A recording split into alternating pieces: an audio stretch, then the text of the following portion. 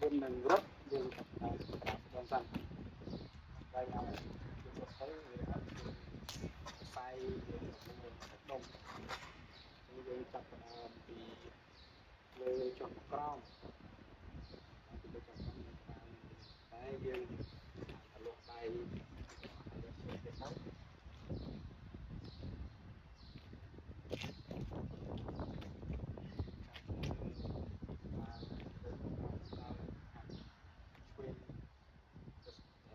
ឆ្វេងអត់ចាប់តាមឆ្វេងមកស្ដាំ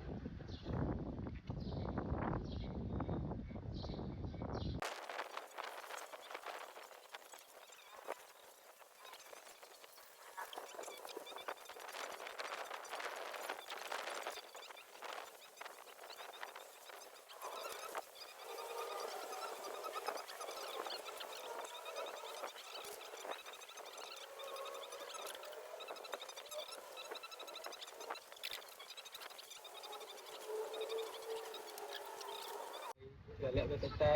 4 5 1 7 8 9 10ទេយើង5ម្ដង2 3 4 5 6 7